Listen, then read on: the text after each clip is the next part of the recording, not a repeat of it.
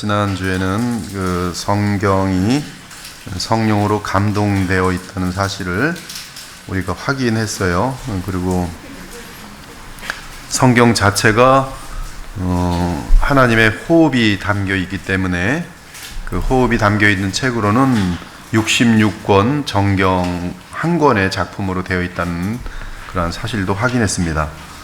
이제 오늘은 그러면서 이제 지난주에 성경 해석의 원리를 좀 다루고자 했지만 시간이 부족해서 다루지 못했는데, 이 성경, 일단 우리가 그 성령을 알아야 되는 이유는 성령에 의해서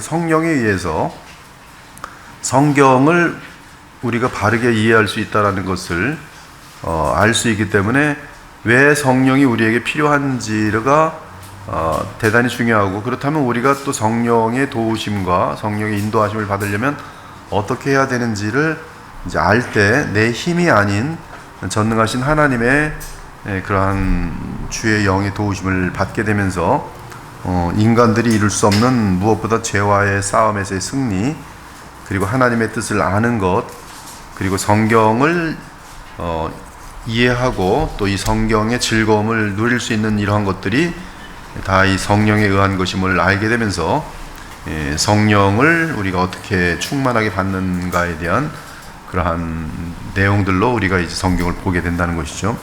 그래서 성령을 성경적으로 지금 우리가 계속 분석해 나가는데, 이 12주의 그 내용이면 굉장히 많은 내용을 다루도록 되어 있습니다. 아무튼 성경 해석을 어떻게 해야 되는 건가? 모든 사람들이 성경을 해석할 수 있습니다.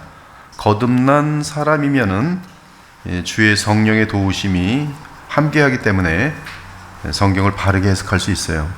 신기한 것은 서로 만나본 적도 없고 서로 무슨 어떤 특별한 과정을 같이 공부하지 않았는데도 불구하고 어떤 한 사람이 성경을 사랑하면서 거기서 예수 그리스도를 만나서 예수 그리스도 안에서 계속 성경을 깊게 들여다보면서 이 성령의 인도하심을 구하면서 계속 알아가고 축적된 것을 어느 날 다른 사람을 만나서 보니까 동일한 내용으로 동일하게 신기하게 같은 그러한 깨달음을 갖고 있는 것이에요.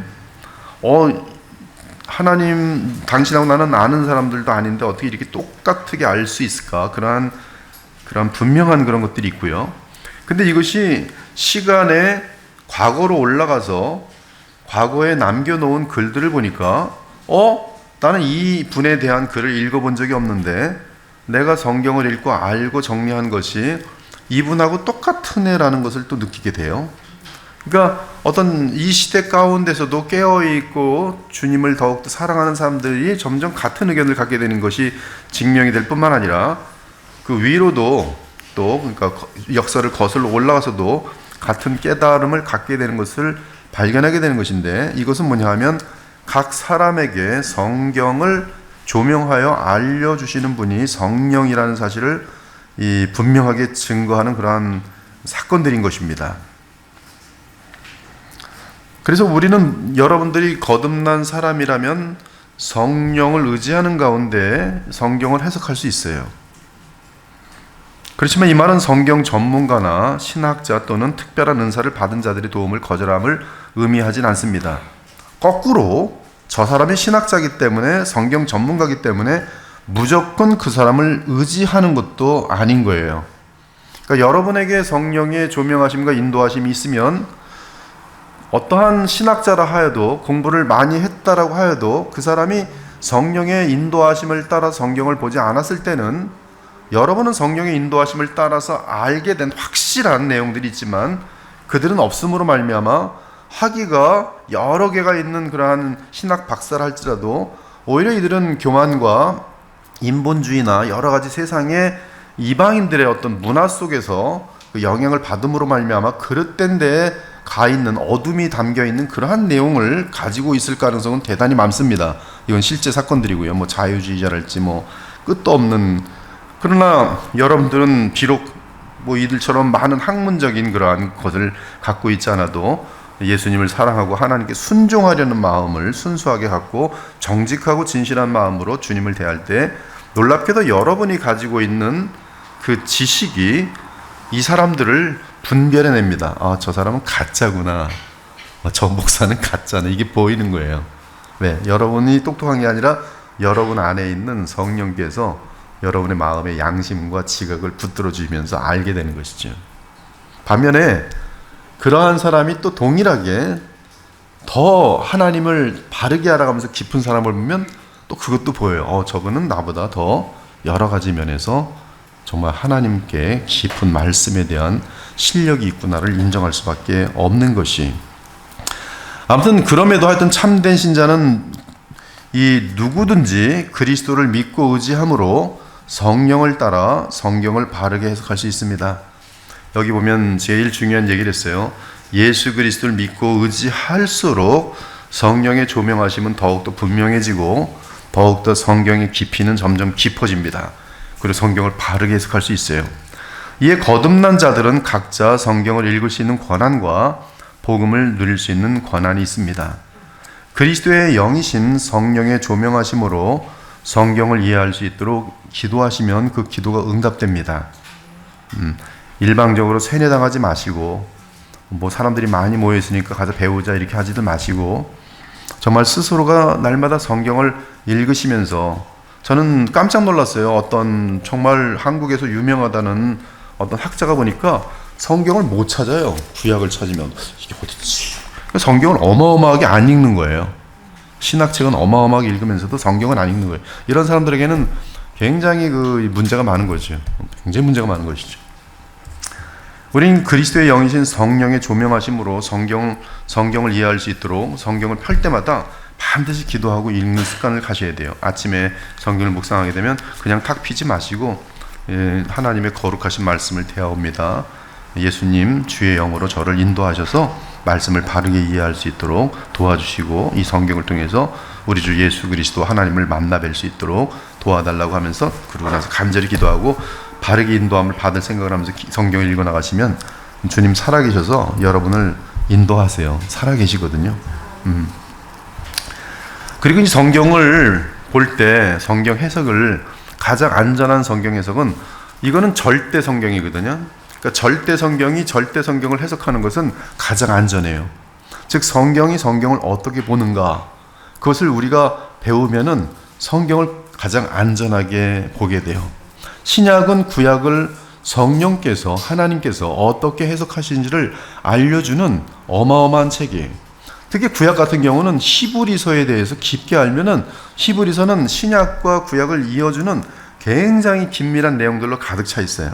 그러니까 이렇게 신약이 구약을 어떻게 해석하는가 그것을 성경을 읽을 때 레퍼런스를 하거든요. 인용할 때 인용을 왜 해서 이 구약 성경에서 이 내용이 인용되는데 이 내용은 구약 성경에서 어떤 의미였는가 문맥 속에서 한번 찾아보고 근데 이 내용이 왜 신약에서는 신약 사도에서 이런 의미로 바뀌었는가 이렇게 하면서 이걸 비교해 보면서 왜 하면서 이 신약 성경이 지금 그리고 여기 이렇게 이걸 인용할 때 이렇게 해석한 이렇게 번역한 의미를 타당성이 있는가 이런 것들을 여러분들이 이제 따져가면은 성경이 성경을 보는 것을 배우게 되는 것이죠. 예를 들어서 사도행전 읽으면 사도들의 성경 보는 것이 쭉 나와요. 빌립이 성경 보는 방법, 스데반이 성경 보는 방법, 베드로가 성경 보는 방법, 바울이 성경 보는 방법 어마어마하게 나오죠. 또 신약 성경 전체 보면은 다 구약 성경을 이어서 이야기하는데 전부 다 구약과 굉장히 관련이 깊어요. 바로 성경이 성경을 보는 방법대로 성경을 해석하는 것은 절대적인 성경의 해석 원칙을 배워나가게 되는 거예요. 무엇보다 예수께서는 구약의 말씀들을 어떻게 해석하는가 산상수훈 같은 경우는 십계명에 대한 예수 그리스도의 해석이에요. 십계명에 대해서 어떤 형식적으로만 행동으로만 지키는 것이 아니라 하나님이 원하시는 율법 지킴이라는 것은 마음으로부터 전혀 이 더럽거나 거짓되지 않은 가운데에서 마음으로부터 사랑하는 마음으로 감사하는 마음으로 진정으로 지켜져야만이 참으로 계명을 지킨 것이다. 그러므로 너희가 간음죄를 짓지 않을지라도 마음에 이미 음란한 마음을 품었으면 간음함이라. 그 사람에게 네가 두들겨 패서 죽이진 않았을지라도 나가라 하면서 그를 미워하고 욕한다면 이미 지옥불에 합당하다. 이것이 지금 예수님께서 계명에 대한 예수님의 해석인 거예요. 십계명에 대한 해석인 거예요. 구약에서의 십계명 해석은 신명기입니다. 신명기서를 보면 그 시대에 맞는 계명의 의미가 무엇인지 그 시대에 맞춰서 쫙 펼쳐줍니다. 그래서 이 의미에 있어 도적질이라는 것은 이렇게 거기까지 가지 말고 뭐 5배를 갚고 여러 가지 더 상세한 내용으로 해석을 해줘요. 그리고 이것은 원칙이 되면서 신약에서의 그 원칙적인 해석을 우리는 지금도 여전히 그 원칙에 있어서는 적용할 수가 있어요. 그러나 이것에 대한 해석의 완성은 결국 예수님의 해석만이 완전한 해석이 되는 것이 성경이 성경을 해석하고 사도가 성경을 해석하는 방법, 성령이 성경을 해석하는 방법, 즉 사도행전이죠. 성령이 충만하여 베드로가 말하 이르되 성령에 의한 성경 해석이에요. 그렇죠?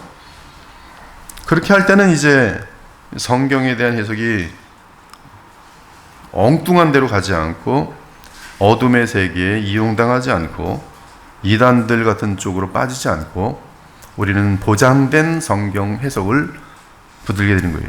여러분 신앙생활에서 제일 중요한 건 성경 해석이에요. 여러분이 성경을 도덕적으로 보면 아무리 읽어봤자 맨날 도덕밖에 없어요. 그러지 말랬더라 그러해더라, 그러지 말랬더라 그러해더라. 거기서 예수님 찾지 못하면 이 사람 지금 도덕적으로 성경을 보는 것이. 근데 그게 되냐 하면 안 돼요. 내 마음은 원인데 이렇게 해야 되는 건 아는데 안 되는 거예요. 뭘 몰라요? 복음의 능력을 몰라요. 그걸 알려주려고 성경이 기록된 게 아닌데 엉뚱한 짓을 하는 것이죠. 저도 대학교 때 그때는 성경 해석을 모르고 성경에 대한 깊은 조예가 없었는데 항상 피면은 죄는 많고 내가 볼 것은 자문이 그냥 내가 왜 이렇게 살지 못했을까? 이거 뭐 도덕적으로 너무 맞아떨어지니까 항상 펴서 보는 데가 자문이. 근데 맨날 자문 보고 죄책감에 빠져갖고 또 일기 쓰고. 그래서 어느 날은 일기를 이만큼 저는 꼬박꼬박 매일 썼었어요. 근데 어느 날 한 몇 년치가 모이니까 쭉 읽어보니까 이거는 거의 뭐 어둠에 거의 근처에 가 있는 인생 포기한 사람의 일기더라. 매일 똑같은 죄, 똑같이 넘어진 죄 뭐. 그래서 더 이상 일기도 못 쓰게 되고 그러면서 방황을 많이 했는데 하나님께서 그래도 이 복음을 하는 친구를 만나게 해서 로마서를 공부하게 되면서 처음으로 저는 모태신자입니다. 근데 모태신자가 복음을 접하게 된 게 대학 졸업할 때쯤 교회를 한 번도 안 빠진 사람인데 성경 해석의 종류가 이제 인간들에게는 많은데요. 먼저 문자적인 해석이 있어요. 그냥 성경 그대로 읽는 것이죠. 이게 문자적으로 해석하면서 이제 그나마 좀 나은 것은 장르에 따라 해석을 하는 것이죠. 장르, 시는 시로 읽고 역사적 진술은 역사적 진술로 읽고 뭐 여러 가지 거기 묵시는 묵시로 읽고. 근데 이제 문자적으로 보다 보면 그 영적인 내용들에 대해서 파악을 하지 못할 때가 많죠. 또 도덕적인 것은 이제 인간들 사이에서의 도덕을 가지고서 아까처럼 잠언 같은 거 읽고 또 신약을 읽으려도 뭐뭐 하지 마라 뭐뭐 하라 이런 것들이 마음에 막 와닿죠. 그래서 이 도덕적으로 성경을 많이 읽으면 내가 뭔가 더 예민해지고 더 도덕적인 사람이 될 줄 알고 성경을 보는 사람 많이 있어요. 그러나 이제 이 인간이 생각하는 도덕과 하나님께서 말씀하시는 계명은 많이 틀려요. 즉 성경에서 하나님을 향한 어떤 그분을 영화롭게 하고 그분의 말씀에 순종하는 것, 그것이 성경의 목적이지 어떤 인간적인 차원에서의 도덕이 목적이 아니에요. 십계명도 인간 사이에서의 도덕을 포함하고 있지만 그러나 십계명의 반 정도는 내 제5계명 부모를 공경하라를 하나님을 공경하라까지 연결시키면 정확하게 반반씩이거든요. 그러면 이 반 십계명의 50%는 하나님을 향한 계명이. 도덕이라는 것은 그 부분을 포함하고 있지 못해요. 하나님께 죄를 범하면서도 주의를 업신여기면서도 하나님의 이름을 망령되이 일컬으면서도 우상을 만들어 섬기면서도 하나님보다 더 사랑하는 것을 마음속에 두고 살면서도 죄책감을 전혀 느낄 수 없는 것, 그것은 도덕이 가지고 있는 한계죠. 그러나 우리가 성령으로 거듭나면 하나님을 향한 의식이 생겨나면서 하나님과의 관련된 그러한 계명에 상당히 예민하게 되고 그런 부분들을 무너뜨렸을 때도 이 가슴에 양심에 고통을 당하면서 하나님께 죄송합니다. 하나님을 먼저 생각하지 못해서 정말 죄송합니다. 무릎을 꿇고 회개하게 되는 역사가 나타나지만 도덕적으로 성경을 보는 사람들은 그런 일이 발생하지 않아요. 또한 이 성경 전체는 비유로 쓰인 것이라고 얘기하면서 말도 안 되는 그냥 역사적 진술까지도 거기서도 또 이제 요거 의미는 또 이런 의미다 끄집어서 귀에 걸면 귀걸이, 코에 걸면 코걸이식으로 역사적 진술마저도 그렇게 또 해석하는 교회가 있어요. 그런데 또 빠져드는 성도들, 신자들이라 그러죠. 신자들 보면 이상해요. 보면은 그냥 어린이들도 읽으면 이해할 수 있는 내용을 가지고 거기다가 더 들어가는 거야. 여기서 보면 요 뜻은 뭐 십리를 가고 오리를 가면 이건 오리 정도 얘기하는 게 아니라 거기다가 또 무슨 의미를 또 부여하는 것이죠. 그래서 이러한 사람들은 나중에 보면 성경은 그런 뜻이 아닙니다. 뭐 욥기는 그런 뜻이 아닙니다. 새로운 깨달음들을 맨날 집어넣어요. 그럼 이제 자기 멋대로 해석해갖고 거기다 권위를 집어넣는 것이죠. 여러분이 성경 많이 읽고 그리고 어린아이 같이 읽으시면은 그러면서 그리스도 중심으로 성령의 조명하심을 읽으면 그것으로 충분해요. 그러면서 순종하는 게 중요하고 기도하면서 주님을 사랑하는 게 중요하지. 남들이 알지 못하던 거 뭐 전부 뭐 원어로 보니까 이렇고 뭐 이건 또 알레고리카라 계속 이렇게 뭐 이름 가지고서 또 쑥 들어가서 끝없는 얘기를 하는 사람들인데 이건 굉장히 위험합니다. 이제 알레고리카란 해석이에요. 성경은 비유다 하면서 이런 것들은 전혀 성경이 말하고자 하는 골자와 무관한 상당히 신비주의적인 그러한 성경 해석으로 빠질 수가 있어요. 안전한 것은 이제 바로 성경이 성경을 해석하는 쪽으로 성경을 해석해야 되는데 이것을 가지고 이제 기독교 역사는 리뎀티브 히스토리칼이라는 그러한 성경 해석에 대한 체계를 세우게 돼요. 칼빈부터 시작해서 또 여러 가지 신앙 고백들과 함께 신앙 고백도 보면 구약과 신약의 관계는 언약 속에서 이것이 조화를 이루고 일치를 이루고 있다는 사실을 모든 이 벨직이랄지 또 웨스민 신앙 고백이랄지 하이델베르그랄지 정확하게 뚫고 있어요. 심지어 도울트 같은 경우는 하나님의 영원한 차원에서의 그의 경륜과 그의 선택과 이 영원 무궁이거든요. 영원 무궁 속에서의 그 하나님의 이미 작정된 것들이 시공간이라는 곳에서 펼쳐져 나가는 것, 그런 차원 속에서의 이 기독교 강요나 이런 내용들이 쫙 전개되거든요. 근데 이러한 모든 것을 점점 발전시키면서 나온 성경 해석이 있으니 바로 Redemptive Historical Exegesis예요. 여러분들이 그냥 영어를 모르겠지만 뭔가 유식한 사람처럼 보여지기 위해서는 이런 것들도 한번 되게 중요해요. 리뎀티브라는 것은 리뎀션, 즉 구속, 돈 주고 샀다. 노예를 돈 주고 삼으로 그가 자유를 얻었다. 이게 리뎀션이거든요. 지금 보아스가 룻을 사잖아요. 돈을 가격을 치르고 리뎀션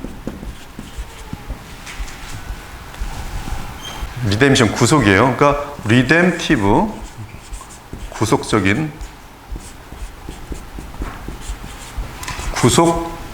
구속사적인 히스토리칼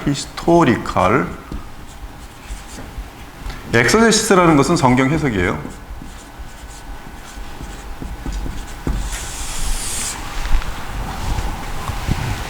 제가 미국에서 웨스트민 신학교를 다닐 때 그 학교가 가지고 있는 성경 해석의 최고의 툴이 이거예요. 이것이 외민이라는 곳이 갖고 있는 성경 해석의 그냥 근간입니다. Redemptive Historical Exegesis. 구속사적인 성경 해석이. 구속사적인 성경 해석. 즉 성경은 그리고 성경에 있는 모든 기적 같은 것들도 메시지를 갖고 있는데 그 메시지는 구원을 가리키고 있다는 것이. 그래서 구약에서는 구약 나름대로의 하나님의 백성을 실질적으로 역사 속에서 구원하세요. 뭐 사사들을 통해서 구원하시고 또 아브라함도 보면 롯을 구원하기 위해서 318명의 훈련된 자들을 끌고 가서 그 어마어마한 수십만 명이 되는 사람들 속에서 구원하고 막 이런 구원의 역사들이 그냥 구약 내내 기록되어 있는데 이러한 것들은 실제 구약 속에 있었던 하나님의 백성들을 구원한 일들이지만 이 모든 구속사적인 사건들은 절정의 영원한 실체의 구속을 하나 가르치고 있으니 바로 그것이 엑소더스예요. 영원한 엑소더스예요. 출애굽도 엑소더스예요. 실질적으로 구속사입니다. 그렇지만 이 구속사는 변화산상에서 누가복음 9장을 보면 변화산상에서 엘리야와 모세를 만나서 예수께서 별세에 대해서 얘기해요. 별세. 이 별세가 원어로 헬라어로 보면 엑소더스라고 되어 있어요. 엑소더스. 즉 사람을, 주의 백성을 죄와 지옥과 죽음과 마귀와 세상으로부터 실제로 영원히 단번에 구속하는 것, 구원하는 것. 그게 바로 십자가 부활이에요. 그래서 이 성경 전체는 결국은 구속사라는 것이 진행되다가 십자가와 부활로 모든 절정을 이루고, 이 나머지는 이 십자가 부활로 인한 이제 만민, 여기는 이스라엘이었지만 완전히 시대가 바뀌어버린 것이죠. 여기는 다 예표적이고 실제 사건들이지만, 그렇지만 이것은 여기로 끝나는 것이 아니에요. 저 구약은 구약으로 끝나는 것이 아니에요. 구약 믿었더니 아브라함처럼 돈 받아라, 이런 것들은 다 지금 성경에 대해서 아무것도 모르는 것이에요. 인간의 탐욕을 채우기 위한 설교예요. 그래, 이런 모든 내용 속에서 이 모든 것들은 지금 여기도 마찬가지고 다 죄로 인한 그런 어떤 고통들과 비참들인데, 이 죄로부터의 하나님을 믿음으로 말미암아 약속이 주어지는데, 이 약속을 믿을 때마다 그들에게 실제로 하나님의 얼마나 신실하심이 나타나면서, 그 신실하신 그분이 약속하는 것이 누구냐면 메시아를 약속하세요. 그리고 메시아가 오시면 어떠한 세상이 될 것인지에 대한 그러한 그림들을 계속 보여줍니다. 그리고 나서 마침내 오시는 분이 바로 메시아죠. 그리고 메시아가 오셔서 십자가 속량이 인간이 치러야 할 죄값을 하나님 앞에서 치르시고, 부활하셔서 영원한 대제사장으로서 번제처럼 양의 또는 이 소의 가죽을, 의로운 것이거든요. 흠없는 양, 그 흠없는 의를 믿는 자에게 주심이에요. 속량으로 말미암아 죄사함이 주의 백성들에게 영원히 허락되고, 또한 그리스도의 완전한 의가 믿는 자에게, 부활하신 그리스도로 말미암아 그에게 칭의됨으로 말미암아, 전가됨으로 말미암아, 이 두 가지를 사실은 칭으로 보는 그런 경우도 많아요. 그래서 뭐 능동 칭의, 뭐 피동 또는 수동 칭의 하는데, 아무튼 좀 더 성경적으로 얘기하면 우리가 이미 성경 암송으로 보는 것처럼 사도행전 13장 37절, 38절인가요? 38절, 39절인가요? 하여튼 여기 보면은 모세의 율법으로 의롭다 하심을 얻지 못하던 너희들에게 이 사람을 힘입어, 그렇죠? 믿는 자마다 의롭다 하심을 얻게 하려는 것. 그것이 이제 정확히 나오는데요. 그 다음에 이제 이 사람을 힘입어 죄사함을 받는 것. 거기 두 개 나오잖아요. 그래서 죄사함과 이 의롭다 칭함을 받는 이 두 가지가 나타나면서 이들에게는 이제 성령이 내재하시는 그러한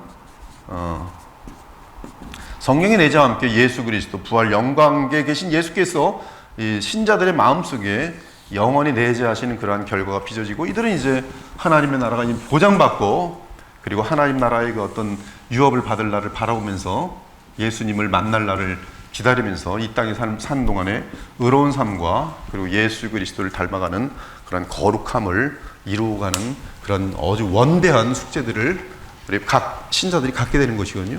그래서 이 목적을 바라보게 하면서 너희들로 의롭고 선하게 살면서 너희의 성품이 예수님을 닮아가는 것, 이것을 위해서 스스로는 안 되고 오직 성령으로 인한 이끄심을 받을 때, 그래서 갈라디아서 5장 표정으로 하면 성령의 인도하심을 받을 때, 또는 성령을 따라 행함으로 이러한 예수님을 닮은 성품의 변화와 닮아가는 성품과, 또 그로 인한 하나님의 율법을 마음으로부터라도 지켜가면서, 율법의 핵심 뭡니까? 하나님 사랑, 이웃 사랑이라고요.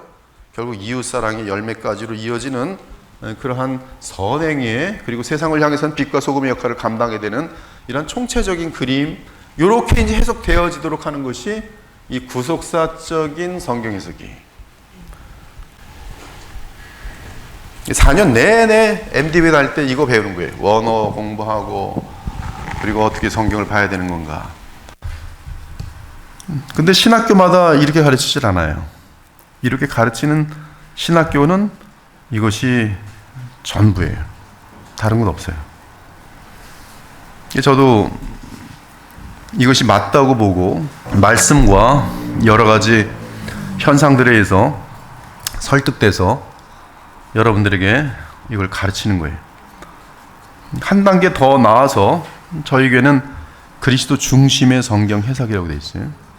삼위일체의 뜻은 그리스도를 보내심으로 그분을 통한 구원을 얻고 그분의 부활과 그분의 십자가 속량과 부활로 말미암아 그분을 믿는 자들에게, 살아계신 예수 그리스도를 믿고 의지하는 자들에게 바로 속량을 치르신 그리스도께서, 독생하신 하나님께서, 말씀 하나님께서 바로 성령으로 주의 백성들을 붙들어 주시면서 생명의 성령의 법으로 죄와 사망의 법을 이기게 하시는 그 내용이 성경 전체의 뜻인 것을 요한복음 20장 31절처럼 성경으로부터 생명을 얻게 하고 예수 그리스도를 힘입어 생명을 얻고 예수님을 계속적으로 알아가는 그러한 성경의 목적에 따라서 이 성경을 해석하도록 하면서 이 그리스도 중심 성경 해석은 이 구속사를 품어버리는 거예요.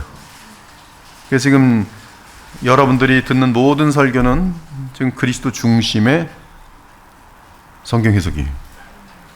목요일 날 이 성경 공부도 그리스도 중심의 목요 성경 연구원이 여기는 그리고 이러한 구속사적인 성경의 흐름을 다 담고 있어요. 이 구속사의 끝은 무엇입니까? 예수님의 재림과 심판이, 그리고 영원한 나라로 들어가는 것이.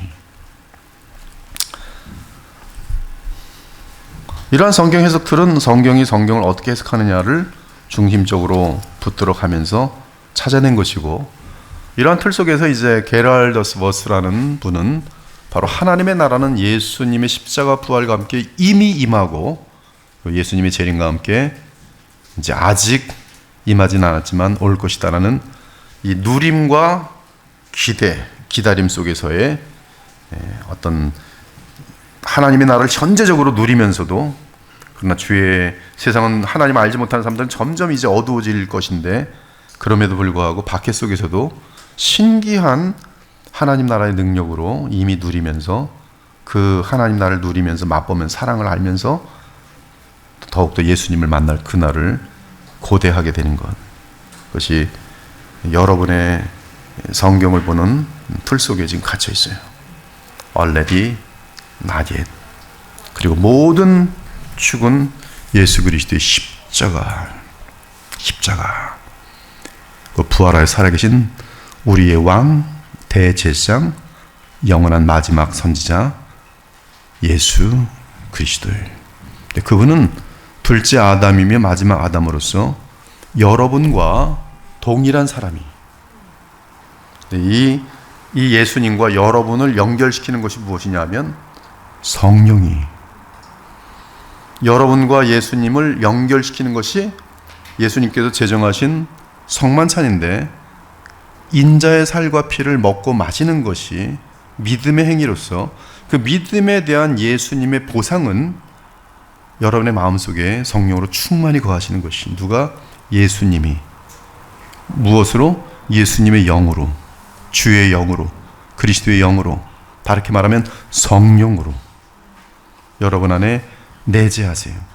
그럼 성령 있는 자들은 예수님이 그 안에 있는 것이, 너희 안에 그리스도가 없으면 거짓이, 죽은 자들이 지옥밖에 없어요. 그러나 여러분 안에 그리스도가 있다면, 즉 다르게 말하면 그리스도의 영이 있다면, 다르게 말하면 여러분 안에 성삼위의 제3위이신 성령이 계시다면 여러분을 빼앗아갈 자가 이 우주에 아무것도 없어요.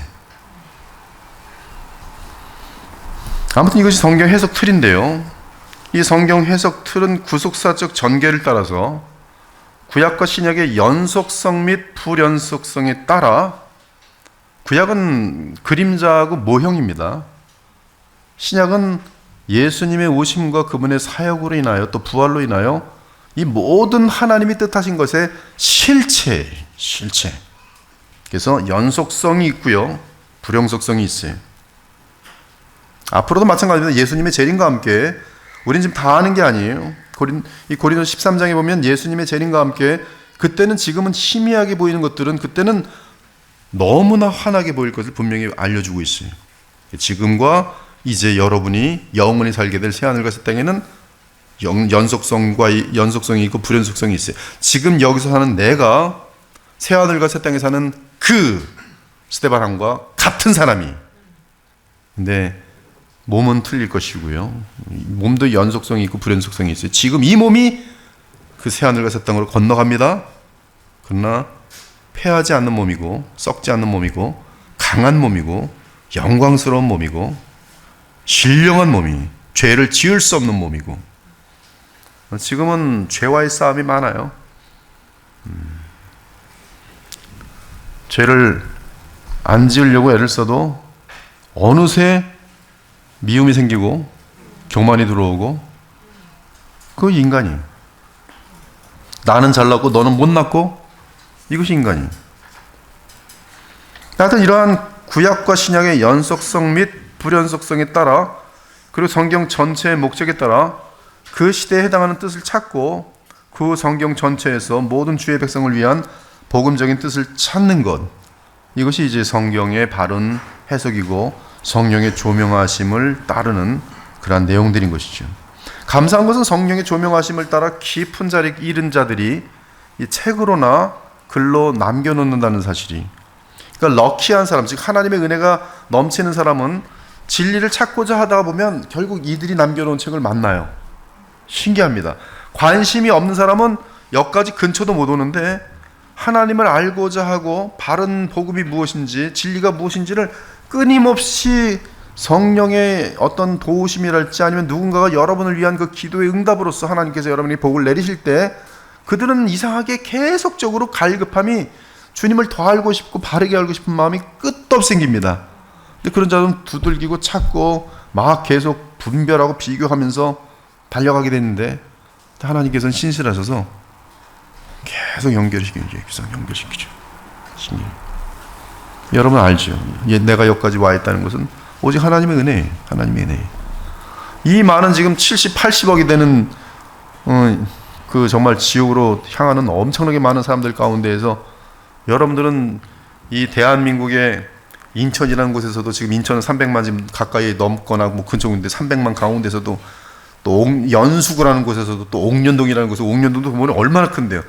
거기다 조그만 송도역 앞에 이게 보통 엄청난 지금 하나님의 섭리 가운데서의 여러분을 향한 축복인 것이. 저는 왜 여러분을 만나려고 13년 전에 도대체 보통 그 누구도 그렇게 쉽게 올 수 없는데 건너와 가지고서 여기서 개척을 해갖고 여러분을 만나가지고 그때부터 배운 것들 계속 줄기차게 똑같이 바뀐 거 하나도 없어요. 깊어졌을 뿐이. 이때 완전하고 참된 하나님의 기록된 말씀은 성령에 의해 하나님의 살아있는 말씀이 된다. 그리고 우리는 결론적으로 하나님의 말씀이신 예수 그리스도와 성령 안에서 연합한다. 우리는 이 성경, 솔라 스크립추라, 성경을 통해서, 성경은 예수님의 쌍둥이에요. 예수님도 인성과 신성이 있는 것처럼 성경도 하나님의 감동으로 된 사람의 글이에요. 근데 그러나 예수님이 죄가 없는 것처럼 성경도 하나님의 작품으로서 오류와 죄가 없어요. 우리를 구원하시고 하나님이 뜻하신 바를 이루는 데 있어서 조금 더 하자가 없어요. 우리를 온전한 사람으로, 완전한 사람으로 만들어가는데 이 성경은 완벽한 하나님의 작품이에요. 근데 하나님의 말씀이신 예수 그리스도와 성령 안에서 이 말씀을 수단으로 하여 또 우리에게 주신 기도를 방편으로 하여서 우리는 하나님과 교통하게 됩니다. 그리고 하나님 나라를 현재 누리며 완성될 그날을 소망하게 되는 것이. 거기 세 구절 읽고 성경 해석을 간단하게 마치도록 하겠습니다. 태초에 말씀이 계시니라. 이 말씀이 하나님과 함께 계셨으니 이 말씀은 곧 하나님이시니. 말씀으로 시작해서 말씀으로 마치는 거예요. 계속. 이는 그를 믿는 자마다 영생을 얻게 하려 하심이니라. 하나님이 세상을 이처럼 사랑하사 독생자를 주셨으니 이는 그를 믿는 자마다 멸망하지 않고 영생을 얻게 하려 하심이라. 또 그가 피 뿌린 옷을 입었는데 그 이름은 하나님의 말씀이라 칭하더라. 하늘에 있는 군대들이 희고 깨끗한 세마포 옷을 입고 백마를 타고 그를 따르더라. 이렇게 해서 말씀으로 시작해서 말씀으로 인류 역사를 마치시는 그런 내용을 볼 수가 있어요. 성경의 의도를 정확히 볼 수가 있습니다. 제3강, 일단 성령님에 대한 어떤 큰 그림 속에서의 특징을 한번 우리가 먼저 살펴보고 성령님에 대해서 이제 성경이 계시하는 내용에 따라 점점 이제 깊게 들어가야 될 것 같은데요. 히브리서 9장 14절. 하물며 영원하신 성령으로 말미암아 흠없는 자기를 하나님께 드린 그리스도의 피가 어찌 너희 양심을 죽은 행실에서 깨끗하게 하고 살아계신 하나님을 섬기게 하지 못하겠느냐. 이것이 이제 구약에서는 없었던 것인데 예수께서 십자가에 속량을 치르시고 부활 승천하셔서 이루시게 된 그러한 모든 그분의 구속의 역사를 통해서 결국 신자들에게는 바로 우리의 양심을 죽은 행실에서 얼마든지 깨끗하게 하고 살아계신 하나님을 마음껏 평안하게 섬기게 할 수 있다라는 결론을 내고 있습니다. 이 영원하신 성령님을 알려면 우리는 성부와 성자와 구별되는 성령의 특징을 알면 될 것입니다. 그분의 특징은 시간이 시작되기 이전이나 시간 속에서나 같습니다. 물론 영원에서 시간으로 들어오시면서 성령께서, 즉 창조주로서 시간과 공간을 창조하신 영원하시고 무한하신, 제가 그래서 여러분에게 영원과 무한의 개념을 이 두 차례에 걸친 강론을 통해서 엄청나게 강조했어요. 왜냐하면 이걸 메스업해버리면 여러분들은 자꾸 이제 피조물 속에서의 하나님처럼 자꾸 이렇게 인식할 때가 많은 거예요. 왜냐하면 피조 세계도 공간적으로도 무한하고, 그렇죠? 은하계를 보십시오. 끝이 없어요. 끝이 없습니다. 시간적으로도 과거로도 뭐 굉장히 멀고 또 미래적으로도 굉장히 끝이 없는 그러한 시간의 어떤 그런 영원 무궁, 그 개념이 피조 세계 속에서도 얼마든지 가능하기 때문에 그 피조의 개념 속에서 하나님을 알아버리면 하나님을 시간과 공간 속에서 여러분은 가두고 그 하나님을 생각한다는 거예요. 근데 그렇게 될 때는 이미 여러분이 가지고 있는 그 하나님에 대한 인식은 여러분의 그 시공간 속에서의 개념 속에 갇혀있는 하나님이면서 성경이 말씀하신 창세기 1장 1절에 태초에 천지를 창조하신 하나님, 그 자리까지 가지 못해요. 성경은 하늘이란 표현으로 두 가지를 의미하는데요. 제3천층, 즉 영적인 세계인 천사들이 있고 사람이 죽은 영들이 가 있는 그 낙원이라는 곳, 그것을 하늘이라고 표현하고요. 그러나 이 하늘이라는 개념은 또한 이것 말고 이 세계를 창조하신, 우리가 영원히 알 수 없는 하나님의 세계, 그것을 하늘이라고 불러요. 이것도 구별하지 못하면 하나님은 낙원에 계시다가 뚝 내려오시는 것처럼 돼요. 천사계 속에 있다가 뚝 내려오는 것처럼 돼요. 그러면 이원론이 맞아요. 영원히 이 우주는 있었던 거예요. 시간과 공간의 차원이 다 다른 세계일 뿐 영적인 세계가 영원히 있었던 것이고 또한 어떤 물리적인 세계가 영원히 있었던 것처럼 되면서 이원론이 맞아버려요. 근데 우리 하나님은, 성삼위 하나님은 시공간을 창조하신 하나님이세요. 이게 되게 중요해요. 그렇다면 성령께서는 시간 안에 들어오시는 때가 계세요. 그때가 언제냐면 공식적으로 들어오는 때는 바로 오순절 사건이에요. 사도행전 2장에. 구약에서도 비공식적으로 성령은 와서 역사하세요. 그러나 태초, 즉 만물이 지어기 전에는 성삼위 하나님만 계세요. 어떤 양식으로 계신지 우린 몰라요. 무한하시고 영원하신 하나님이세요. 근데 예수께서도 요한복음 1장에 보면 그분은 독생하신 하나님이세요. 아버지 품속에 계신 하나님이세요. 그 아버지 품속에 계신 하나님이 나타내셨어요. 즉 시공간 속으로 들어오셨어요. 어떻게 들어오셨는가? 마리아의 몸에 성령으로 잉태되시면서 시공간 속에 들어오셨어요. 누가? 독생하신 하나님이. 그래서 임마누엘이. 근데 이분이 어디서 오셨는가? 낙원에서 오신 것이 아니에요. 영원하시고 무한하신 하나님이 사람으로 오신 것이. 사람으로 오셨지만 루터교가 말하는 것처럼 하늘이 빈 것이 아니고 여전히 예수 그리스도의 신성은 시공간을 초월하는 그 영역 속에, 우리가 알 수 없는 그 무한한 영역 속에, 영원한 영역 속에 그분은 존재하세요. 그럼에도 시공간 속으로 들어오셔서 인간하고 동일한 사람이 되셨어요. 즉 이 성령께서는 영원에서 시간으로 돌아오시면서 상황의 변화가 있을 것이, 공식적으로 영원에서 시간으로 돌아오신 사건은 사도행전 2장의 오순절 사건입니다.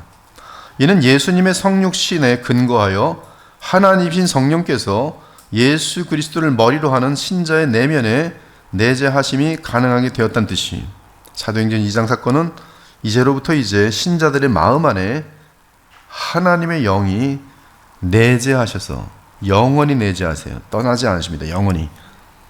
그는 내 것이에요. 성령의 것이, 그리스도의 것이, 하나님의 것이. 그리고 성령이 우리 안에 계시다는 것은 하나님이 우리 안에 계시다는 뜻이 정확하게. 놀랍게도 성령이 우리 안에 계시다는 것은 예수 그리스도께서 그의 인성까지 포함하여 우리와 연합되어 있다는 뜻이. 그래서 우리의 몸은 믿음과 성령 안에서 예수 그리스도와 연합되어 있어요. 몸과 영혼은. 그것이 그리스도와의 연합이. 이 독생하신 하나님이 동정녀 마리아의 몸에서 성령으로 잉태되어 나사렛 예수가 되신 것은 인류 역사 속에서 가장 중요한 사건입니다. 그런데 이와 못지않게 성령께서 공식적으로 영원히 살아계신 그리스도로 인해 시공간의 인류 역사 속에, 시공간의 신자의 안에, 시공간의 교회 안에 들어오신 것 역시 어마어마하게 중대한 사건이에요. 자, 그러면 성령의 특징을 몇 가지 볼게요. 첫째, 영원하신 성령님은 영원히 흐르시는 인격체이다. 여기 인격체는 펄슨이, 위격이라고 해도 돼요. 위격. 펄슨으로 번역됩니다. 영어로 하여튼 라틴어는 페르니아 다른 것들로 쓰지만 이 지금 영원한 성령님은 영원히 흐르시는 인격체이다. 즉 고정되지 않고 흐르는 분이시다. 그분에 대해 성경이 말하는 은유 중에는 불, 기름, 물, 바람이 있다. 신기한 것은 이 은유가 가진 이미지는 어디에서부터인가 흐르기 시작했다는 것이다. 바람이 임으로 불매 네가 그 소리는 들어도 어디로 와서 어디로 가는지 알지 못하나니 성령으로 난 사람도 다 그러하니라.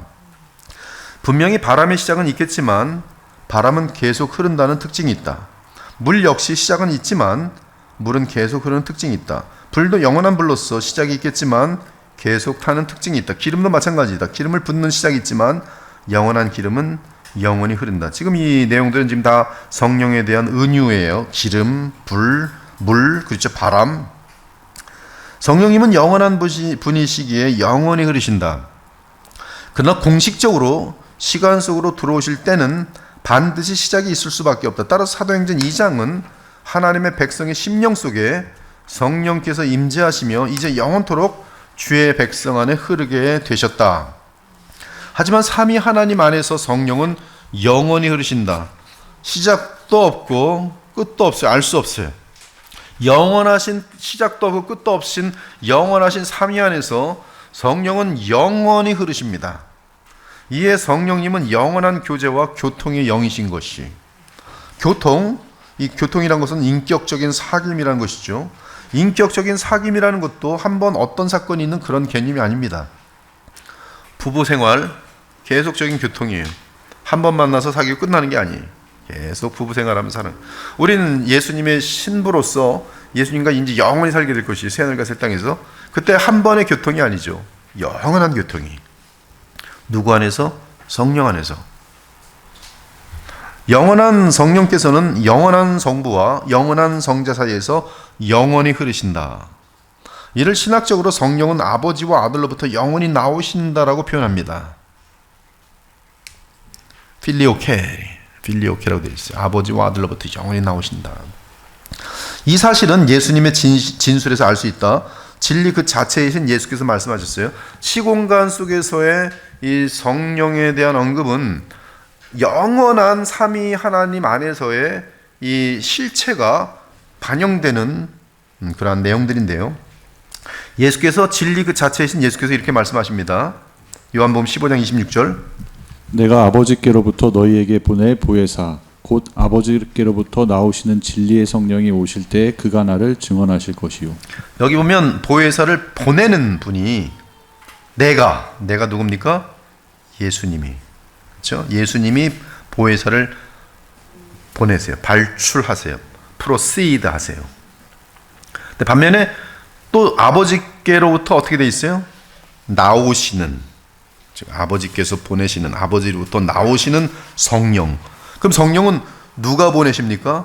아버지로부터 나오시고 성자로부터 보냄을 받고, 양쪽으로 해서 지금 나오고 있는 것이 요한복음 15장 26절에 정확히 예수님의 말씀에서 묘사되고 있습니다. 물론 이 내용은 예수께서 십자가 속량을 치르시고 부활 승천하신 이후에 아버지께로부터 받아서 보내실 성령에 대한 묘사입니다.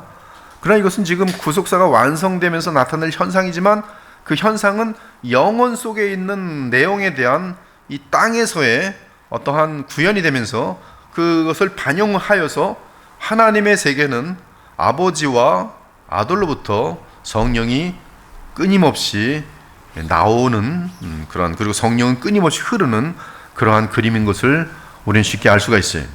이 말씀에서 보면 주 예수 그리스도께서는 주의 백성들에게 보혜사를 보내실 것이다. 물론 이는 역사 속에서 나타나는 사건이다. 하지만 이 사건은 이미 영원한 세상에서 영원히 진행되고 있는 실체 반영이다. 그 이유는 성령은 하나님의 아들의 영이기 때문이다. 이는 성령이 아들의 영이 되신 것이 아니라 영원한 독생하신 하나님의 영원한 성령이란 뜻이다. 따라서 영원하신 성령은 영원한 아들로부터 나오신다. 또한 영원하신 성령은 영원한 아버지로부터 나오신다. 이처럼 독생하신 하나님은 영원 전부터 성령을 보내신다. 그런데 예수께서 하신 말씀에는 곧 아버지께로부터 나오시는 진리의 성령이라고 말하고 있다. 이는 역사 속에서 아버지께서 성령을 주의 백성에게 보내실 것을 알려주고 있다. 하지만 이 말씀 안에는 하나의 영원한 진리를 담고 있는데 그 진리는 성령은 아버지로부터 나오신다는 사실이, 원어로 보면 토 푸뉴마, 호 파라, 투, 파투, 로스, 에크, 포류, 에타이라고 되어 있는데 이는 아버지로부터 또는 아버지 앞에서 영원히 흘러나온다란 뜻이, 이와 동일한 동사가 우리의 이해를 위해 계시록 22장 1절과 2절에 사용되고 있어요. 또 그가 수정같이 맑은 생명수의 강을 내게 보이니 하나님과 및 어린 양의 보좌로부터 나와서 길 가운데로 흐르더라. 예, 이 생명수가 흘러나오는데요. 흐르더라, 계속 흐르는 건데 누구로부터 흐릅니까? 하나님과 및 어린 양으로부터. 똑같죠? 시공간 속에 나타난 완성된 실체예요. 그러나 그것은 하나님 안에서의 실체인 거예요. 동방교회하고 이제 1024년에 동방교회와 서방교회가 영원히 갈라진 것 중에 하나가 성령은 어디서 나오는 거에 대한 싸움이에요. 동방교회는 성령은 아버지로부터만 나온다. 서방교회는 성령은 아버지와 아들로부터 나온다. 그래서 필리오케 논쟁이라 그래요. 굉장히 작은 싸움이, 작은 내용이 그것은 기독교 역사를 반으로 갈라놔요. 지금 동방교회 저쪽 뭐 러시아랄지 뭐 그런 나라 쪽으로 중심으로 쫙 발전되어 있는 동방 뭐 러시아 정교회, 반면에 이제 이 서방교회 로마를 중심으로 했던 이제 나중에 보면 거기서 이제 칼빈이 일어나고 마틴 루터가 발생하고 이제 우리 쪽으로 이어지게 되는데요. 지금도 이제 뭐 코에 아무렇게나 얘기하면 뭐 이거 믿으면 어떻고 저거 믿으면 어떠냐 뭐 이렇게 돼버리지만, 그러나 어떻게 믿느냐에 따라 어디선지 모르지만 또 파생이 틀려지는 거예요. 근데 우리는 지금 이 완성된 이 시공간 안에서의 성삼위 하나님의 그러한 분명한 성취된 그림은, 성령은 계시록 22장도 보면 아버지, 하나님 및 아버지거든요. 하나님과 아버지란 뜻은 여러분 그 성부만 말하는 게 아닙니다. 이 하나님 및 어린 양의 보좌로부터 생명수, 누굴 상징하고 있습니까? 정확히 성령께서 계속 흐르는 그림이, 그것이 마지막 이 세상에서의 마지막 그림이 이러보건대 하나님 안에서도 성부와 성자로부터 성령은 무한하게 영원히 흐르는 것이, 이로써 우리가 아는 것은 피조물이 있기 전 영원한 성삼위 하나님은 아버지와 아들로부터 성령이 흘러나오니 아버지와 아들 사이에 성령은 영원히 흐르시는 것이다. 하나님은 사랑이세요. 그 얘기 무슨 뜻인지 아십니까? 성부도 사랑이시고 성자도 사랑이시고 성령도 사랑이시. 성령은 사랑의 영이시요. 사랑이 무한하신 아버지와 사랑이 무한하신 아들이 사랑의 영으로 끊임없이 흐르고 있는 이 상태가 하나님이. 성부도 무한하십니다. 성자도 무한하십니다. 성령도 무한하십니다. 무한하신 성삼위 하나님은 무한하신 한 분 하나님이세요. 무한하시고 영원하신 한 분 하나님이세요. 물론 시공간으로 하나님이 들어오셔서 역사하실 때는 먼저 예수께서 사람이 되셔서 이 땅에 오셨고 십자가의 구속을 이루셨고 부활 승천하신 후 성령을 보내셨어요. 이는 피조물인 주의 백성의 입장에서 볼 때 그러합니다. 따라서 하나님의 백성은 성령 강림 이후에 아버지와 아들로부터 나오시는 성령을 참 하나님이시면서 사람이신 예수 그리스도를 통해 받게 됩니다. 성령을 예수님을 통해 받게 됐어요. 우리는. 그래서 우리는 받으면 결국 예수 그리스도 말씀을 받고 그리고 성령을 받는 것이, 이것이 신자의 정체예요. 여러분에게는 말씀과 말씀으로 인한 생명과 또 주의 영이 여러분에게 있어요. 그래서 생명의 성령의 법이 여러분 안에 있는 것이. 좀 깊어요? 조금 깊은데 재밌어요? 신비하죠?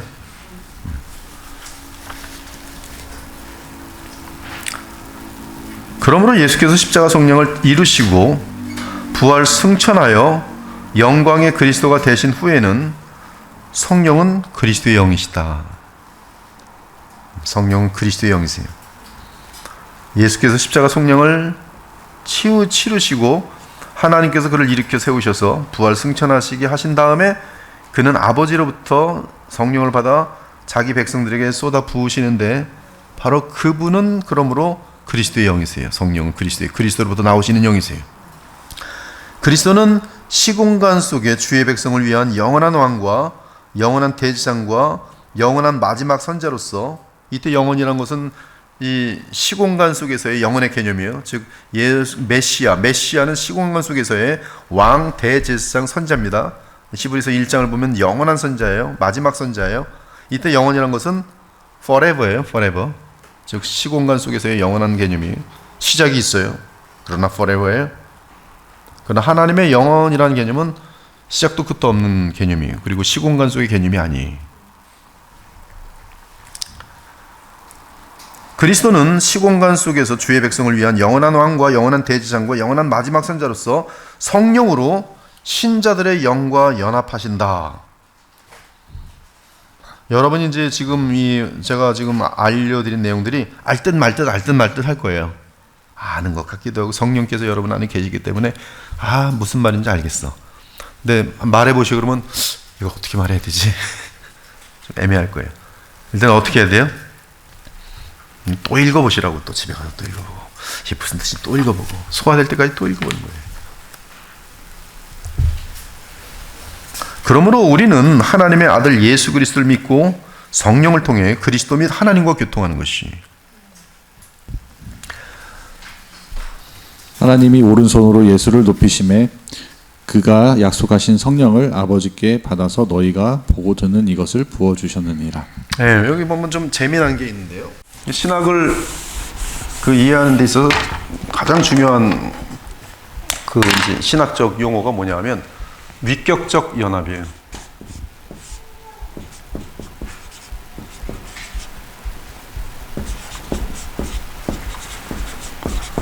위격적 연합이라는 것은 무한하시고 영원하신 창조주, 독생하신 하나님께서 사람이 되셨어요. 마리아의 몸을 통해서 성령으로 잉태됨으로 사람이 되셨어요. 그래서 사람이신 예수님은 정말로 영원하신 독생하신 하나님이세요. 요 예수님의 정체가 위격적 연합이에요. 위격적 연합이에요. 근데 그 사람이 되신 이 부분이 바로 그 인성을 취하신 인격체예요. 여기는 신성을 취하신 위격이에요. 즉 펄슨이에요. 영원한 펄슨이에요.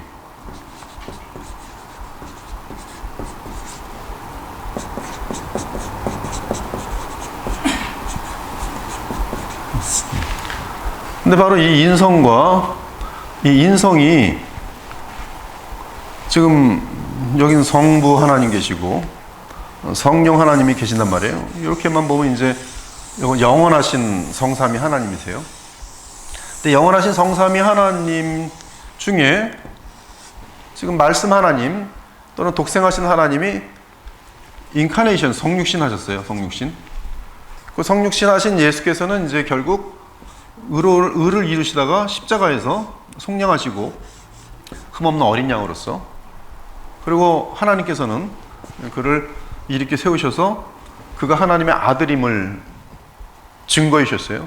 원래 하나님의 아들이지만 역사 속에서 그 누구도 부인할 수 없도록 로마서 1장 4절에 보면 하나님의 아들인 것을 확인해 주신 거죠. 확인해 주셨어요. 확인해 주신 다음에, 이 사건이 확인된 다음에 영광의 그리스도가 되신 이분께서는 어떤 권한을 갖게 되시냐면 자기 백성들의 둘째 아담으로서 연결이 되시는 거예요. 그 연결의 내용이 성만찬이,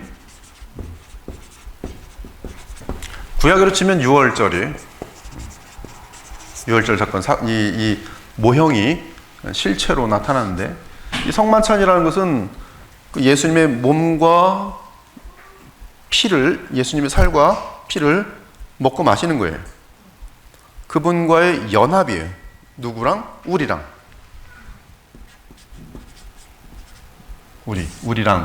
우리와 예수께서 연합하시는 거예요. 그분의 인성과 우리 인간들이, 거룩한 하나님의 백성이 연결되는데, 이때 우리 측에서 하나님께서 발동하도록 역사하신 것이 믿음이에요.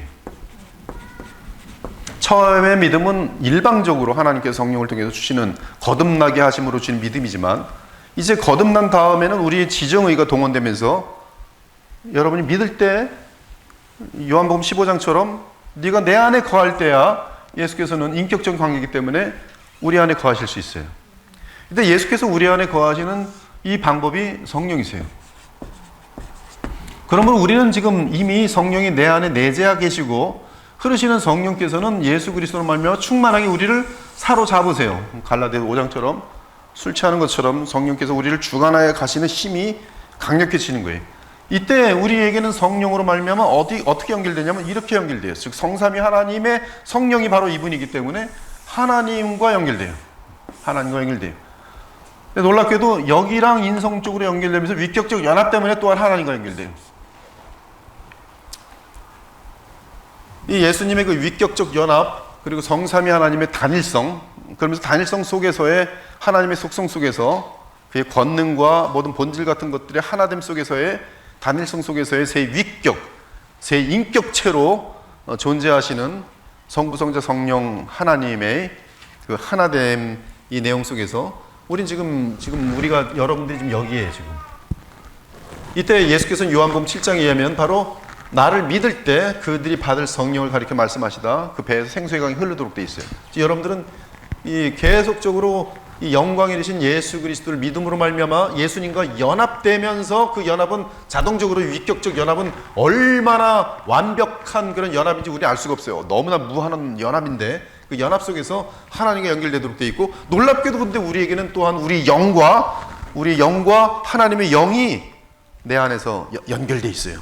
이미 연결돼 있고, 그 연결의 충만함은 여러분이 예수 그리스도를 믿을 때, 믿어갈 때, 더 깊이 알아갈 때 그 영으로 충만해지면서 하나님과의 교통은 더더욱 깊어지게 되는 것이 하나님과의 교통이. 하나님과 교통하는 것이 바로 영생이거든요. 그것이 하나님 나라를 누림이고,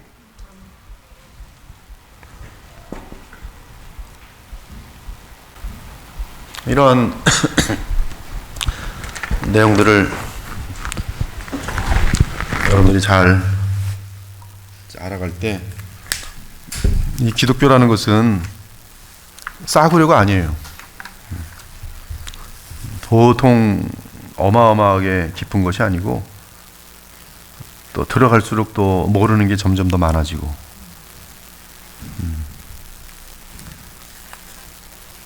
이 성령의 역사는 우리 각 성도 개인에게 정확하게 동일하게 나타난다. 성령께서 하나님의 뜻에 따라 죽은 자들의 심령에 생명을 심으시는 때가 있다.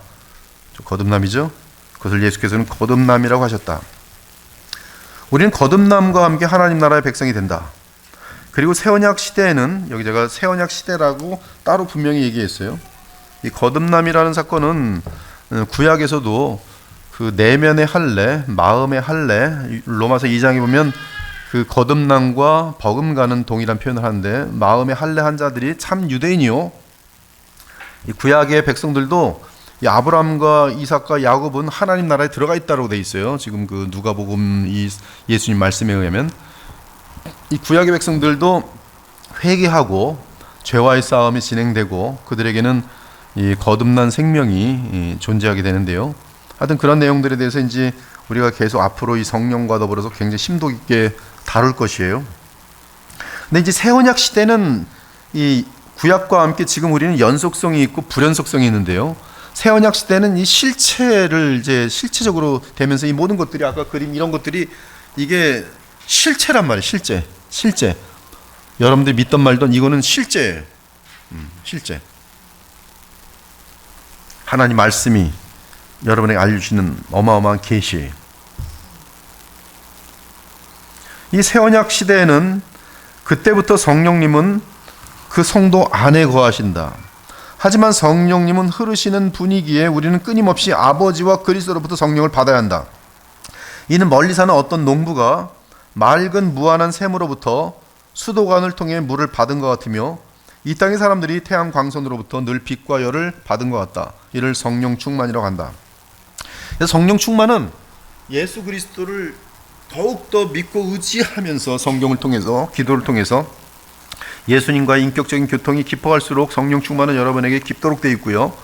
반면에 또한 누가복음 11장의 내용처럼 우리는 아버지께, 즉 하나님께 성령으로 충만하여질 것을 기도해야 되고요. 불신자를 향해서도 그들에게 성령이 임할 것을 기도해야 돼요. 그것이 그들에게 성령이 임하고 그 동시에 복음이 만약에 들려지고 있다면 성령께서 그의 마음을 열어주시기만 하면 그는 거듭난 사람이 되는 거예요. 그러니까 우리는 이 성령에 대한 기도를 많이 해야 돼요.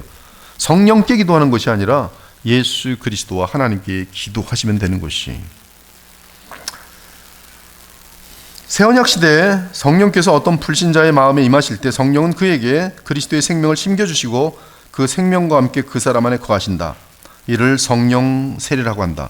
이때 성령 세례를 받은 사람은 그리스도 예수님을 믿음으로 받게 되어 있다. 그리고 성령으로 세례를 받으면 그 사람은 그리스도를 머리로 하는 유기적인 지체가 된다. 그리고 그리스도의 몸된 지체가 된 그 성도는 머리로부터 영양분을 받고 또한 다스림을 받는데, 그 영양분과 다스림은 영광의 그리스도로부터 나오는 성령의 흐름으로 우리 영 안에서 나타난다. 이것이 이제 성령의 충만함으로 이어지는 내용인 것이, 인격적인 그리스도와의 나의 관계 속에서 이어지는 내용이에요. 그러므로 성령으로 충만하면 그 해답은 십자가에 속량하시고 부활하신 영광의 그리스도를 바라보고 의지하는 것 외에는 다른 길이 없다. 물론 하나님 아버지께 그리스도 안에 성령을 부으시기를 구해야 한다. 그러할 때 성령은 우리의 심령에 충만하며 그리스도는 성령으로 우리를 온전하게 다스리는 것이다. 이때 성령으로 충만한 성도들마다 자신 속의 죄성을 씻을 수 있고 이길 수 있으며, 나아가 외부 세상의 더러운 부패들과 죄악의 오염들에 대해 넉넉히 승리할 수가 있어요. 이 성령의 도우심 없으면 신자들이 앞으로의 음란한 세상, 한없이 어두워져 가고 한없이 사상화되는 세상을 이길 수 없어요. 다 속습니다. 이데올로기에 그게 신앙인 줄 착각하고 빠져버리게 돼 있어요. 여러분들은 세상을 구체적으로 변화시킬 수 있는 하나님이 이 땅에 심겨놓으신 유일한 소금들이고 빛입니다. 근데 그 일을 속아서 하지 못하게 돼요. 근데 이러한 세상에 속지 않고 정말 하나님이 원하시는 어떤 놀라운 그러한 어떤 영향력을 나타내려면, 근데 하나님의 영향력은 신기하게도 드러나지가 않아요. 그러니까 우리는 드러나서 막 우동대고 막 뭘 하는 게, 그럼 하나님이 이런 것처럼 생각하는데 하나님은 거의 그렇게 일 안 하세요. 굉장히 조용하게 보이지 않는 곳에서 뭔가 쫙 진행돼요. 베들레헴에서 아가가 태어나서 전 세계를 뒤집는 것처럼 아주 조용하게. 이 성령의 도우심 없으면, 근데 성령의 도우심이 필요하다는 거 아니까 직접 성령을 구해요.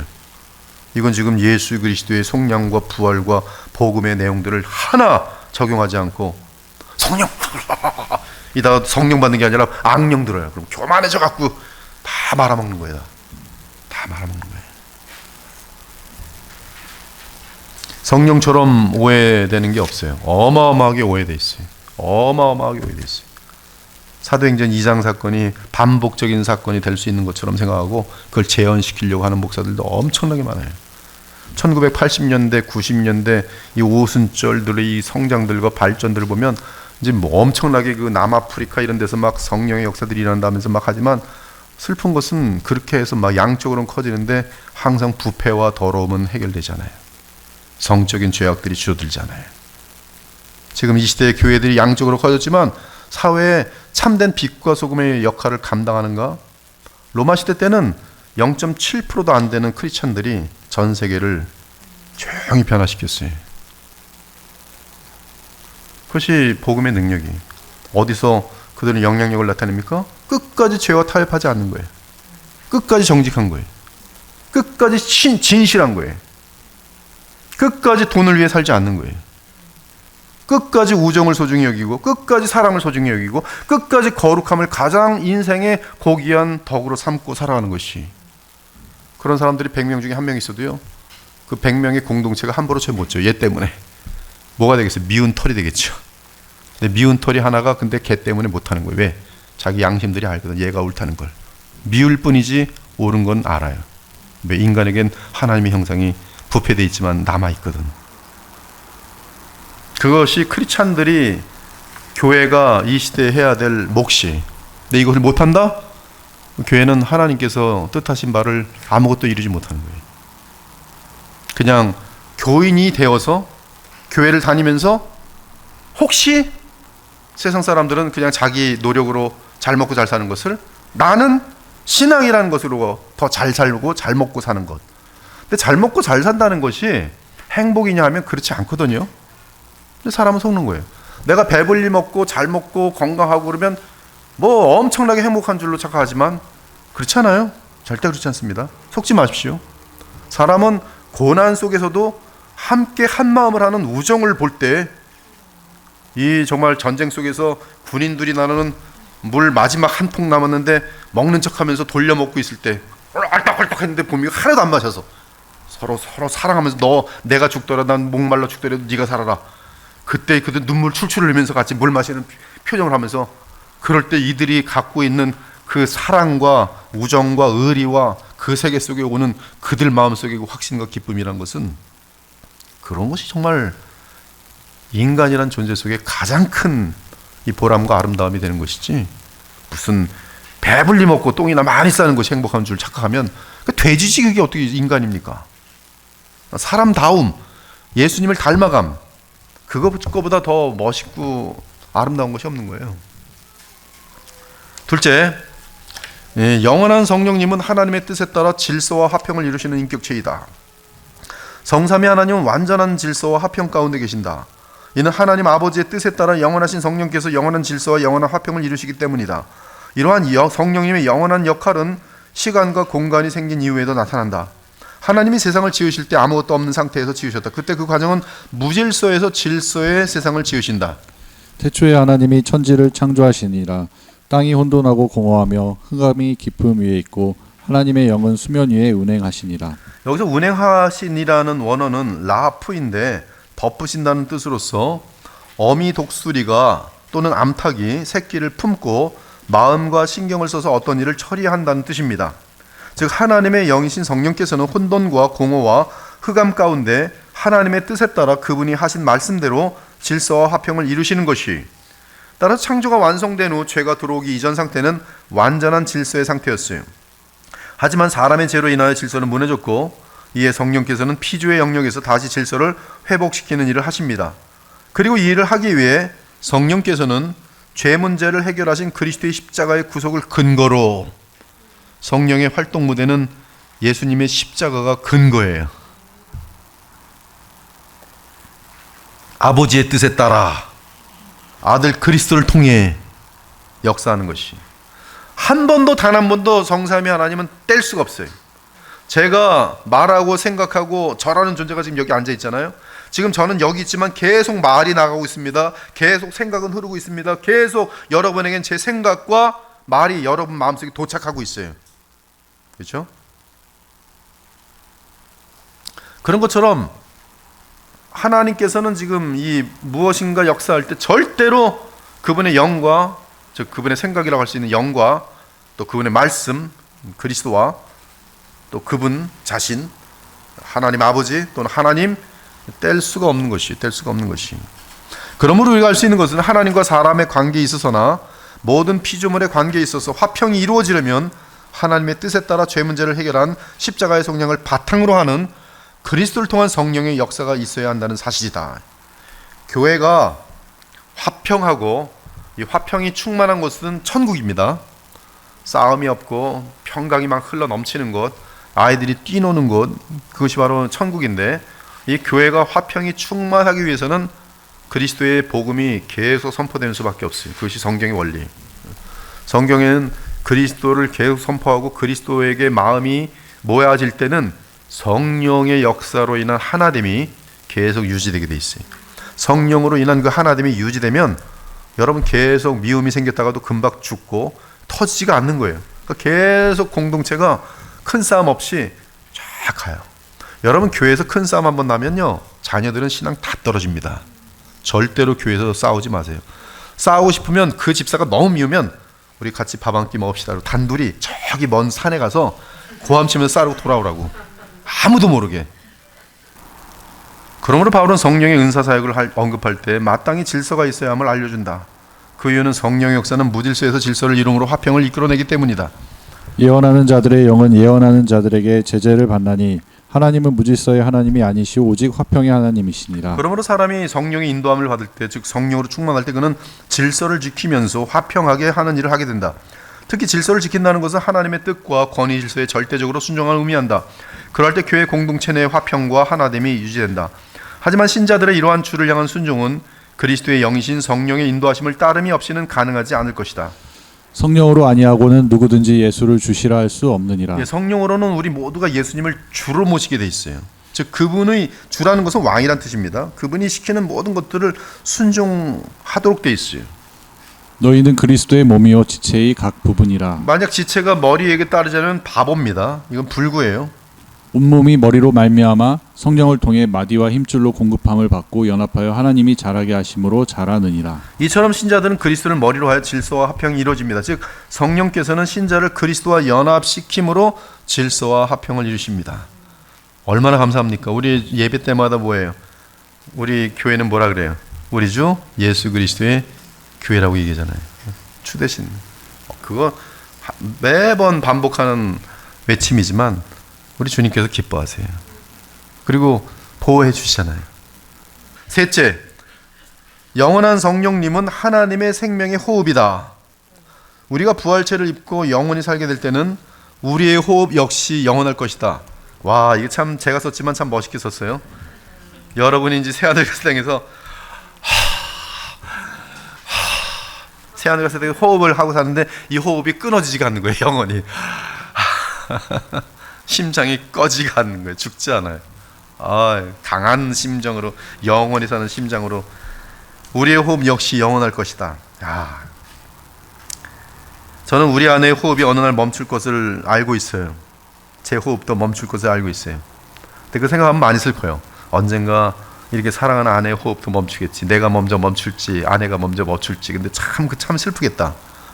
근데 그렇게 호흡이 멈추지 않을 날이 온다니까 너무 좋은 거예요. 호흡이 멈추지 않아요. 헤어지지도 않고. 이때 사람이 마치 호흡을 하며 존재하는 것처럼 하나님은 성령님으로 호흡하며 존재하신다. 그러므로 성령님은 하나님의 호흡이다. 창세기 2장 7절에 보니까 여호와 하나님이 땅의 흙으로 사람을 지으시고 생기를 그 코에 불어넣으시니 사람이 생령이 된지라. 생령 피조된 영이에요. 성령 창조영이. 성령은 하나님께서 불어넣으시는 생기. 마지막 아담은 고린도서 15장 46절에 보니까 기록된 바 첫사람 아담은 생령이 되었다함과 같이 마지막 아담은 살려주는 영이 되었나니. 성령을 사람 속에 주시는 둘째 사람 예수 그리스도의. 예수께서는 마지막 아담은 살려주는 영이 됐어요. 여러분들은 마지막 아담이 다 살려주신 분들이, 다 살아난 사람들이 영원히 살아있어요. 시편 33편 6절은 이렇게 말한다. 여호와의 말씀으로 하늘이 지음이 되었으며 그 만상을 그의 입 기운으로 이루었도다. 이사야에서는 여호와께서 그분의 기운 곧 성령에 의해 이끌려 급히 오신다고 말한다. 여호와께서 그 기운에 몰려 급히 흐르는 강물같이 오실 것이미로라. 여기 재미난 표현이 이사야 59장 19절은 되게 재밌어요. 여호와께서 즉 그 기운에 몰려 급히 오신다. 즉 하나님을 이끄시는 분이 성령인 것처럼 돼 있어요. 급하게. 에스겔 선지자는 여호와의 생기고 주의 영에 대해 하나님으로부터 계시를 받고 알려준다. 주 여호와께서 이 뼈들에게 이같이 말씀하시기를 내가 생기를 너희에게 들어가게 하리니 너희가 살아나리라. 너희 위에 힘줄을 두고 살을 입히고 가죽으로 덮고 너희 속에 생기를 넣으리니 너희가 살아나리라. 또 내가 여호와인 줄 너희가 알리라 하셨다 하라. 또 내게 이르시되 인자야 너는 생기를 향하여 대언하라. 생기에게 대언하여 이르기를 주 여호와께서 이같이 말씀하시기를 생기야 사방에서부터 와서 이 죽음을 당한 자에게 불어서 살아나게 하라 하셨다 하라. 이에 내가 그 명령대로 대언하였더니 생기가 그들에게 들어가매 그들이 곧 살아나서 일어나 서는데 극히 큰 군대더라. 주 여호와께서 이같이 말씀하시기를 내 백성들아 내가 너희 무덤을 열고 너희로 거기에서 나오게 하고 이 땅을 이스라엘 땅으로 들어가게 하리라. 내 백성들아 내가 너희 무덤을 열고 너희로 거기에서 나오게 한즉 너희는 내가 여호와인 줄을 알리라. 내가 또 내 영을 너희 속에 두어 너희가 살아나게 하고 내가 또 너희를 너희 고국 땅에 두리니 나 여호와가 이 일을 말하고 이른 줄을 너희가 알리라. 여호와의 말씀이니라. 여기 보면 생기가 정확하게 14절에 보면 내 영으로 되어 있는 것을 알 수 있어요. 그리고 완전히 죽은 뼈다귀들에게 이 생명을 주시는 분은 바로 이제 성령인 것을 알 수 있습니다. 또한 우리에게 주신 성경은 하나님의 기운에 의해 되어졌다고 증거한다. 이건 뭐 충분히 지난 2강에서 충분히 다루었지만 모든 성경은 하나님의 감동으로 된 것으로 여기서 감동으로 되었다는 것은 원어로 세오푸뉴스토스인데 하나님의 기운의 역사를 의미한다. 베드로서는 이를 정확하게 성령의 역사라고 알려준다. 예언은 언제든지 사람의 뜻으로 낸 것이 아니요 오직 성령의 감동하심을 받은 사람들이 하나님께 받아 말한 것임이라. 심지어 재림하시는 주 예수께서 불법한 자 곧 적그리스도를 죽이실 때 그 입의 기운으로 죽이시는데 이는 성령의 전능하신 능력으로 죽이심을 뜻한다. 그때 불법한 자가 나타나리니 주 예수께서 그 입의 기운으로 그를 죽이시고 강림하여 나타나심으로 패하시리라. 이처럼 성령은 하나님의 호흡 또는 기운으로서 창조하시고 죽은 시체들에게 생명을 불어넣으시고 사람들을 위해 하나님의 일을 예언하여 알려주시며 하나님의 뜻을 성경에 기록하여 주신다. 나아가 그리스도의 원수들을 멸하신다.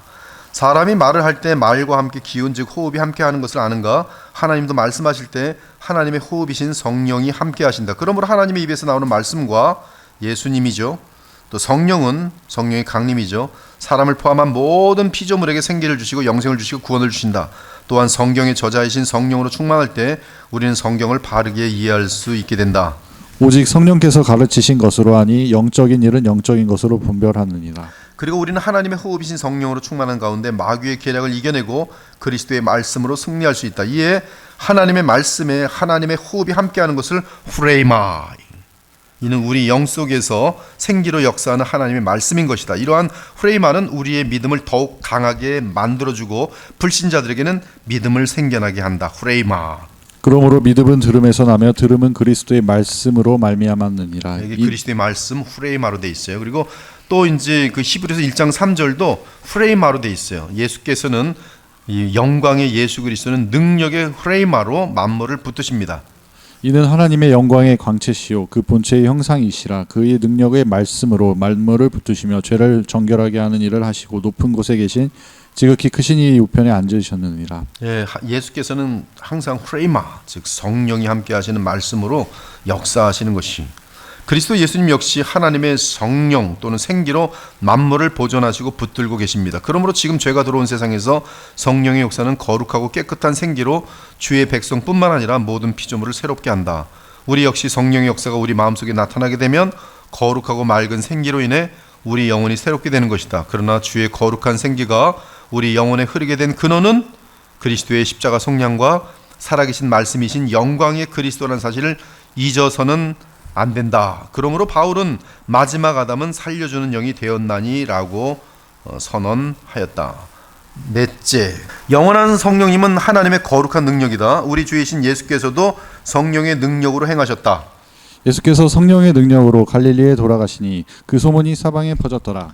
여기 뭐 재미난 게요. 아까 보면 위격적 연합이면은 그 위격적 연합 속에서의 예수님은 하나님이시면서 사람이란 말이에요. 그러면 하나님으로서의 사람에게는 어마어마한 많은 능력들이 나타날 것이에요. 하나님이 전능하시고 뭐 어마어마하시니까, 창조주시니까. 그런데 지금 우리는 이 되게 그 주위에서 성경을 잘 보셔야 돼요. 즉 위격적 연합을 통한 예수 그리스도의 어떤 능력이 나타나는 것인지, 아니면 인성의 예수님께 성령의 충만함, 예수님은 성령으로 잉태하시고 그의 사역 때는 성령이 한량없이 그에게 함께 하신다 그랬어요. 성령이 그에게 한량없이 함께 할 때 능력이 나타나신 것인지, 이 성령이 한량없지는 않지만 성령이 굉장히 충만하게 나타났던 자들이 구약의 선자들이에요. 근데 구약의 선자들에게 무슨 일이 나타납니까? 막 죽은 자를 살리기도 하고, 엘리사 같은 경우, 그렇죠? 막 기름병 같은 경우 가지고 막 신나게 기름이 계속 나오게 해서 막 부자가 되고 많은 사람들을 그 감 가운데서도 다 그냥 살려내는 그런 일들을 하잖아요. 근데 이런 것들이 보면 이 선지자가 무슨 신성이 있어서 그런 것이 아니라 선지자는 사람일 뿐인데 그에게 성령이 함께 하심으로 말미암아 나타난 능력들이, 지금 예수께서도 어떤 표현이 나오냐면 예수께서 성령의 능력으로 병을 고치시고 막 이런 게 나타나요. 또한 성령의 능력으로 병을 고치셨다. 병을 고치는 주의 능력이 예수와 함께 하더라. 그러니까 이걸 잘 봐야 돼요. 그러니까 위격적 연합을 통해서 예수님은 능력을 나타냈다. 이렇게 하면 이게 동방정교회 쪽에 굉장히 많은 주장들이에요. 반면에 예수 그리스도의 그 어떤 위격적 연합 속에 인성 속에 메시아로 나타난 이분에게 성령께서 무한하게 함께 하심으로 하나님의 능력이 나타났다. 이것은 또 다른 얘기예요. 그렇죠? 굉장히 그럴듯한 얘기인데 여러분 어떻게 생각하고 지금까지 예수님의 능력이 어떻게 나타나는지를 쫓아가 보지 않았을 거예요. 지금 이게 뿌리는 틀려요. 하나는 성령의 능력이냐, 하나는 예수님이 하나님이시기에 나타난 능력이나. 네, 성경은 지금 보면 주의 능력이 성령의 능력으로 그렇게 표현된 거 많아요. 또한 마태복음 12장, 그러나 내가 하나님의 성령을 힘입어 귀신을 쫓아내는 것이며 하나님의 나라가 이미 너희에게 임하였느니라. 지금 메시아는 하나님이심에도 불구하고 하나님의 능력으로 귀신을 내쫓는 게 아니라 하나님의 성령을 힘입어 귀신을 쫓아내고 있어요. 즉 사람이신 그리스도라, 사람이신 메시아. 29절, 사람이 먼저 강한 자를 결박하지 않고서야 어떻게 그 강한 자의 집에 들어가 그 세간을 강탈하겠느냐. 결박한 후에야 그 집을 강탈하리라. 또한 예수 그리스도께서 아버지로부터 약속하신 것을 너에게 보낸다고 할 때 우리에게 이는 성령을 의미하는 것인데 성령이라고 하지 않고 위로부터 내려오는 능력이라고 표현합니다. 볼지어다 내가 내 아버지께서 약속하신 것을 너희에게 보내리니 너희는 위로부터 능력으로 입혀질 때까지 이 성에 머물라 하시니라. 지금 성령께서 이제 신자들에게 임하는 내용인데요. 그 성령 임하시는 그걸로 말미암은 능력이 무엇인가? 첫째는 증거하는 능력. 그 능력은 증거로만 끝나는 거 아닙니다. 그 능력은 거룩의 능력, 의로운 삶의 능력, 화평케 하는 능력, 어마어마한 하나님이 원하시는 것들을 이 땅에서 이루게 하시는, 우리 인간에게서 나오지 않는 하나님이 우리를 통해서 이루시는 하나님 나라의 일들이 다 능력으로 표현되어 있어요. 로마서 1장 4절은 우리 그리스도께서 부활하신 것 역시 성령의 능력으로 되었음을 선포합니다. 즉 그가 하나님이시기 때문에 부활한 것이 아니라 인자로서 누워 계시는데 성령의 능력으로 하나님께서 그를 일으키십니다. 성결의 영으로는 죽은 자들 가운데서 부활하사 능력으로 하나님의 아들로 선포되셨으니 곧 우리 주 예수 그리스도시니라. 구약에서도 성령은 하나님의 능력이라는 사실을 쉽게 발견할 수 있어요. 여호와의 영이 삼손에게 강하게 임하니 그가 손에 아무것도 없이 그 사자를 염소 새끼를 찢는 것 같이 찢었더라. 또한 마귀와 어둠의 권세를 물리치는 복음의 능력 역시 성령의 권능 때문에 가능합니다. 오직 성령이 너희에게 임하시면 너희가 권능을 받고 예루살렘과 온 유대와 사마리아와 땅끝까지 이르러 내 증인이 되리라 하시니라. 그러므로 신자들 역시 그리스도 안에서 성령의 권능을 나타낼 수가 있는 것이에요. 그런데 하나님의 능력이신 성령은 거룩한 생명의 능력입니다. 그러므로 이제 그리스도 예수 안에 있는 자에게는 결코 정죄함이 없나니 이는 그리스도 예수 안에 있는 생명의 성령의 법이 죄와 사망의 법에서 너를 해방하였음이라.